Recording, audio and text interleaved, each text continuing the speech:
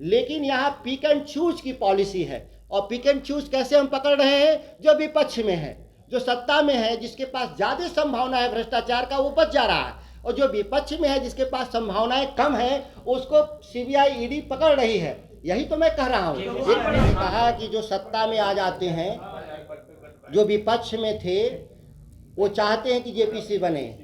जो सत्ता में आ जाए, वही दल अगर सत्ता में आ जाता है तो कहता है जेपीसी नहीं बनेगा। यह तो मैं आरोप सभी राजनीतिक दलों पे मैं लगाया हूँ। राकेश सिंह, उनके घर पर, जिनके घर पर माननीय मुख्यमंत्री जी स्वयं वर्षों तक रहे थे, उस घर पर सर्च किया गया था इनकम टैक्स के द्वारा। मुझे अच्छी तरह से याद है जब वो भारतीय जनता पार्टी से उनका समझौता टूट रहा था और कई करोड़ कैश भी जब्त था, लेकिन आज तक ये नहीं पता चला कि सीबीआई ने उस पर क्या कार्रवाई की। मैं किसी के बचाव के लिए नहीं हूँ, मैं अभी भी बता रहा हूँ, मैं किसी के बचाव के लिए यहाँ प्रेस कॉन्फ्रेंस नहीं कर रहा हूँ। मैंने एक यूनिफॉर्म पॉलिसी की बात कर रहा हूँ। यूनिफॉर्म पॉलिसी ये है कि केवल भ्रष्टाचार केवल विपक्ष करता है, नहीं, भ्रष्टाचार हमेशा सत्ता पक्ष करता है, याद रखिए ठीक से आप।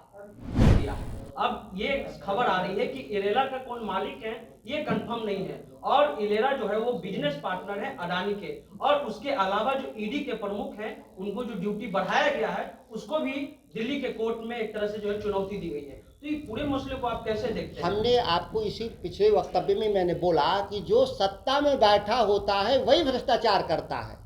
मैं इस बात को कह रहा हूँ। तो जो दिल्ली में सत्ता में बैठे लोग हैं, जिनकी हिडनबर्ग के जो एनालिसिस को ये रिपोर्ट के आधार पे जो आया है, जिस पे जांच की आवश्यकता है, मैं ये आरोप नहीं लगा रहा हूँ कि किसी ने पैसा लेके भ्रष्टाचार किया है, लेकिन जब आरोप है तो इसकी जांच होनी चाहिए केंद्रीय जांच एजेंसियों के द्वारा, जो नहीं हो रहा है। इसीलिए मैं कह रहा हूँ कि एक पक्षीय है। इसीलिए देश में एक आम सहमति बनी थी पार्लियामेंट में, याद करिए कि लोकपाल गठित होगा, यह पार्लियामेंट का कंसेंट था, इसी के आधार पे वो आंदोलन वापस हुआ था। लेकिन आज तक लोकपाल नहीं बना, तो इसके लिए सभी राजनीतिक दल दोषी हैं यहाँ पर। मैं इसीलिए विधायिका, याद करिए, मैं पार्टी के तौर पे नहीं, मैं एक विधायक के तौर पे निजी विधेयक पेश कर रहा हूं कि सभी दल इस पर अपने राय व्यक्त करें कि वो चाहते क्या हैं। लेकिन यहाँ पिक एंड चूज की पॉलिसी है। और पिक एंड चूज कैसे हम पकड़ रहे हैं? जो विपक्ष में है, जो सत्ता में है, जिसके पास ज्यादा संभावना है भ्रष्टाचार का, वो बच जा रहा है, और जो विपक्ष में है, जिसके पास संभावनाएं कम है, उसको सीबीआई ईडी पकड़ रही है। यही तो मैं कह रहा हूँ।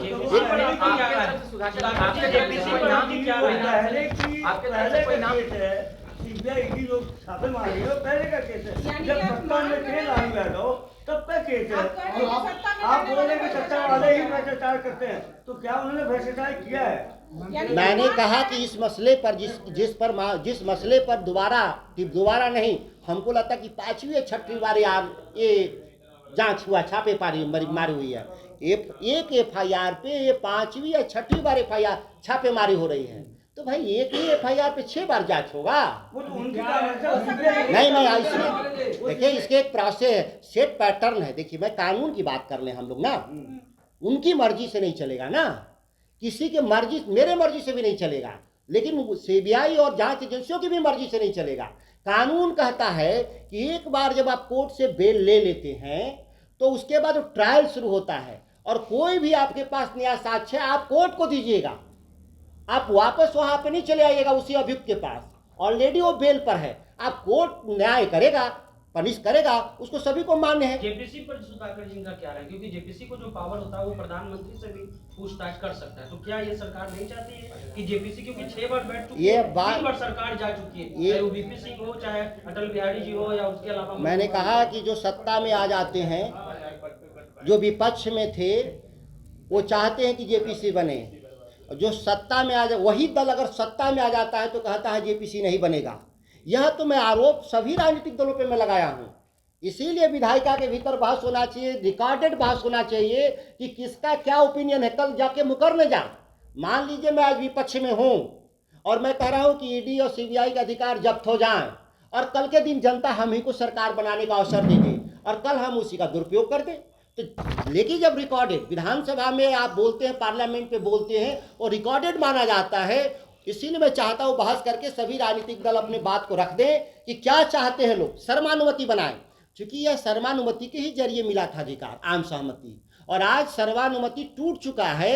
यह एक तरह से केंद्रीय सरकारों के हथियार के रूप में जांच एजेंसियों का दुरुपयोग हो रहा है। यह देश के आम जनमानस तक बात जा चुकी है, इसीलिए मैं इस विधेयक को ला रहा हूँ। कोई भी हो, जांच आप सरकार से आदेश लेकर करें, तो क्या ऐसा नहीं करेंगे वो स्वतंत्र नहीं रह पाएंगे? यह तो पूरे देश में सभी को पता है कि जांच एजेंसियां सरकार की अनुमति से ही जांच करती हैं, वह स्वतंत्र नहीं है। जिसकी लड़ाई हुई थी देश भर में कि लोकपाल की स्थापना होनी चाहिए और लोकपाल स्वतंत्र रूप से एक निकाय होगा जो जांच एजेंसियों को नियंत्रित करेगा। लेकिन सभी लोग को मालूम है कि वह आज तक कानून पास नहीं हुआ। सरकार ही नियंत्रण में रखती है जांच एजेंसियों को। केंद्रीय जांच एजेंसियां जो केंद्र की सरकार में अधीन है और राज्यों की जांच एजेंसियां राज्य सरकारों के अधीन है। यह तो बात सर्वविदित तथ्य है।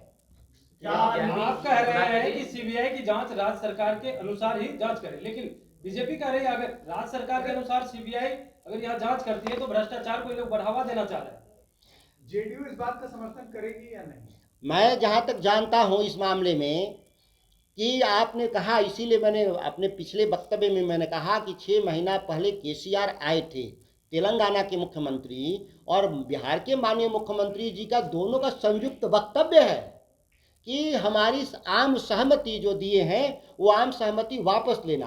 तो मैं तो ये मानता हूं कि जेडीयू का समर्थन होना चाहिए। जब उनके मुख्यमंत्री का जब बयान है, तो जब उनके कार्यपालिका के हेड का बयान है, तो पार्टी का भी समर्थन इस पर जरूर मिलना चाहिए। इस पूरे मामले में क्या नीतीश कुमार की भूमिका को आप उस तरह से भी देखते हैं जिससे आपको आपत्ति हो, आपकी पार्टी को आपत्ति हो? जी नहीं, मैं ये मानता हूं कि जो जेडीयू के खिलाफ भी कभी कभी समय पर जब ये विपक्ष में रहते हैं, जब वो एनडीए से निकल कर बाहर आते हैं, तो इस तरह की छापेमारी सीबीआई वाले करते हैं।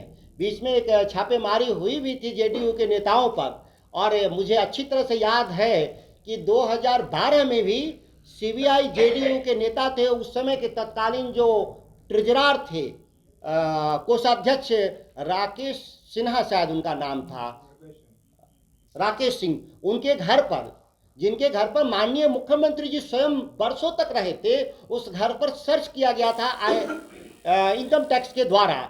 मुझे अच्छी तरह से याद है जब वो भारतीय जनता पार्टी से उनका समझौता टूट रहा था और कई करोड़ कैश भी जब्त था, लेकिन आज तक ये नहीं पता चला कि सीबीआई ने उस पर क्या कार्रवाई की। और मीडिया के बंधु भी शायद भूल गए उस विषय को, इसीलिए कभी उसको फॉलो अप में नहीं गए कि इस तरह से सीबीआई लगातार, वो ऐसा नहीं कि केवल राष्ट्रीय जनता दल पे ही छापेमारी करते हैं, विपक्ष में जो रहेगा उस पर छापेमारी करते हैं। आप भ्रष्टाचारी को बचाने का काम कर रहे हैं। नीतीश कुमार जी पर आप भ्रष्टाचार का मतलब आरोप लगा रहे थे। लालू प्रसाद यादव 950 करोड़ है ही।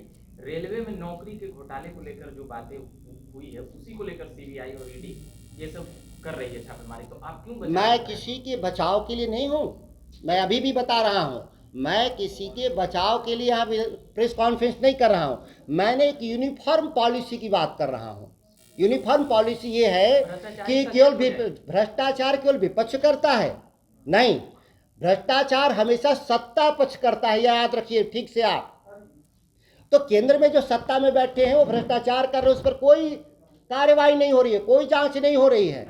केवल उन पर कार्रवाई हो रही है जो दिल्ली के खिलाफ लोग हैं, जो उनके विपक्ष में लोग हैं, उन पर यह कार्रवाई हो रही है, एक पक्षीय कार्रवाई हो रही है, इसकी मैं बात कर रहा हूँ। इसीलिए आम सहमति वापस होना चाहिए। एक सवाल इंडियन एक्सप्रेस का एक रिपोर्ट आया है जी, उसमें कहा गया कि एलारा नामक कि जब से बिहार में महागठबंधन की सरकार बनी है, उस दौरान करीब 7 महीने में केंद्रीय जांच एजेंसियों के द्वारा लगातार बिहार में छापेमारी को बढ़ा दिया गया है। जांच की कार्रवाई असीमित तरीके से उसको आगे बढ़ाने का केंद्रीय सरकार के द्वारा आदेश दिया गया है। आश्चर्यजनक है कि जब तक बिहार में एनडीए की सरकार थी, यही केंद्रीय जांच एजेंसियां नहीं के बराबर कार्रवाई कर रही थी। इससे साबित होता है देश के तमाम जो विपक्षी दल हैं, जिनका आरोप है कि देश की सत्ता में बैठे हुए केंद्रीय सरकार के लोग अपने राजनीतिक प्रतिस्पर्धियों और विपक्षियों को एक केंद्रीय जांच एजेंसियों के द्वारा डराया धमकाना जाने के प्रयास इस तरीके से किया जा रहा है कि राजनीतिक अस्थिरता का जन्म हो रहा है। आपने देखा होगा, महाराष्ट्र को देखा होगा आप लोगों ने, आपने झारखंड को देखा होगा कि वहाँ की सरकारें, या आपने पश्चिम बंगाल में देखा होगा जहाँ विपक्ष की सरकारें थीं, वहाँ पर यूपीए की जहाँ सरकारें थीं, उसको देश की सरकार ने अपने जांच एजेंसियों के द्वारा लगातार डरवाने धमकाने का काम किया गया। और एक बात तय हुई थी, आपने देखा भी होगा कि जिस काम के लिए मैं आज प्रेस कॉन्फ्रेंस कर रहा हूं, मैं एक निजी विधेयक बिहार विधानसभा में ला रहा हूं, जिसका मुख्य उद्देश्य है कि दिल्ली पुलिस इस्टेब्लिशमेंट एक्ट के पारा 6 सेक्शन 6 में उसको अधिकार दिया गया था।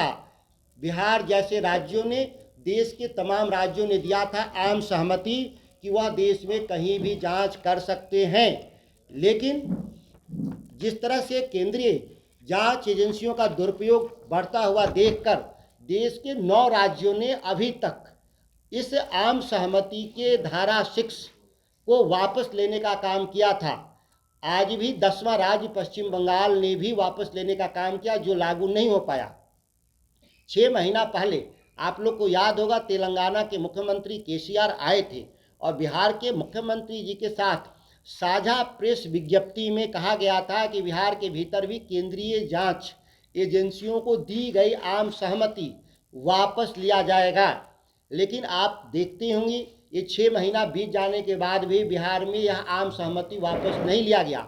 और आज राष्ट्रीय जनता दल के नेतृत्व श्री तेजस्वी प्रसाद यादव जी, राबड़ी जी और लालू जी जैसे हमारे जो शीर्ष नेतृत्व, पार्टी के कई सांसद, पार्टी के कई विधायकों पर लगातार केंद्रीय जांच एजेंसियों के द्वारा उन मामले में जांच की जा रही है जिस मामले में पहले ही जांच कर करके चार्जशीट कोर्ट में दाखिल कर दिया गया।